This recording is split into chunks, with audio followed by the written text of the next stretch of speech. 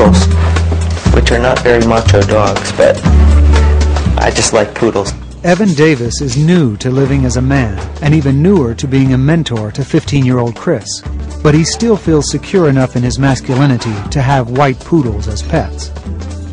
Even Chris's Aunt Kathy, who continues to refer to Chris as Julia, thinks Evan has been a good influence. Evan went through everything himself and, you know, had to go through all the trials and tribulations. Whatever negative things he came across, I think he can teach Julia, you know, how to overcome them, how to deal with the situation. I think Evan is just trying to teach me how to be a good person. Not that I'm teaching him as much as I'm setting an example so that he can just kind of Follow in your footsteps. observe, you know, just observe and sort of absorb it as time goes by. It's not like I'm sitting him down and teaching him. Wait for the wind to stop. And they have fun, too. As the saying goes, boys will be boys. I like to play PlayStation. PlayStation. That was Frisbee. fun. Frisbee? Catch. Yeah, catch. My bike. We ride bikes. Yeah. It's fun. It's fun doing it with Evan. Evan always makes everything funner. Funner? Another word. It's more fun. Right. Let's go! But it wasn't all fun and games. Evan might have become like a parent to Chris, but Chris still had a biological father, Fernando, in Italy. And in the summer of 2006, Fernando came for a visit. They hadn't seen each other in almost 8 years, but instead of looking forward to the visit, Chris was on edge. The fact that he wasn't, like, totally accepting, that made me nervous. Fernando cried with happiness at seeing his youngest son, Brendan. He had never seen my brother. We had left before my brother was even born. So he got very emotional at meeting what he had considered his only son. But there were no tears of joy when Fernando saw his oldest daughter as a boy. Fernando did not hide his disapproval, and spending time with Chris only increased the tension. After a few days of being here, the next thing I hear is Chris's dad saying, you know, you were born a girl and God made you a girl and God wants you to be a girl and you should be a girl. I think it really affected him. She wouldn't stand next to him. She wouldn't stay in the room with him unless other people were there. She wanted nothing to do with them. I mean, he made clear how he felt about her. Yeah. It is a very big disappointment to, you know, have your own father say, you know, I don't accept you for this. Such rejection can be crushing for any kid. But Chris still hoped that his father would come around and accept him as a boy.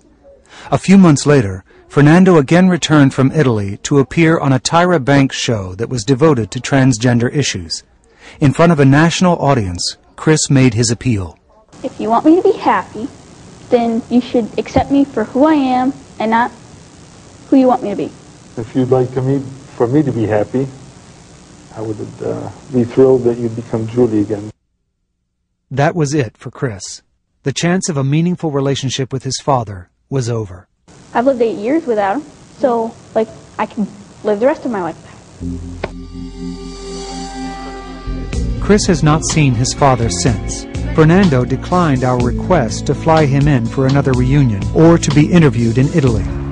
But Chris has long seemed to have moved on, partly with the help of his mentor, Evan. I think that Evan will be my dad, you know, just be there for me and support me.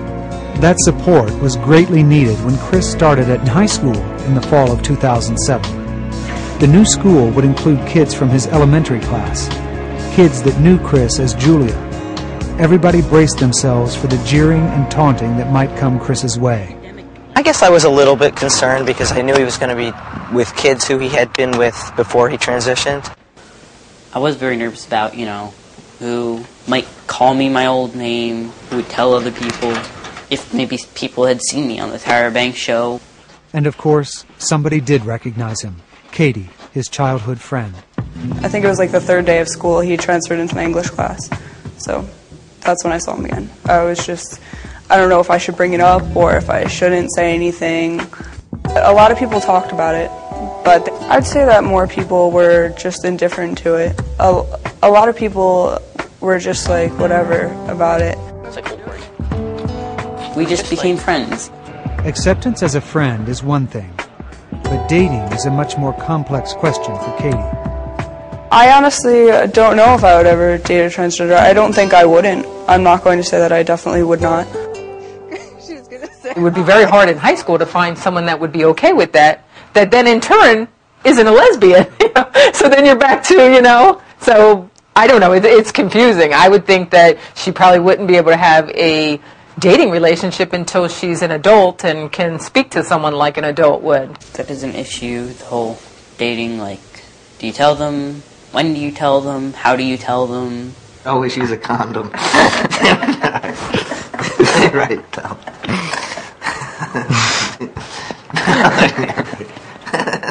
Good fatherly advice. Evan may be new to giving out dating tips, but at 53 years old, he too had big plans for romance. The question was, could he find a woman who would accept him as he is? He said, I'm just a regular guy. He said, I just want to find somebody to love and get married and have children. I felt bad. I wondered how that would ever happen for him. Coming up, the search for happiness. Nobody could believe what happened next. It was also surprising. I don't know that you could say one thing was more surprising than the other. Just never had an idea that it would go anywhere from there. Just was a surprise, I guess.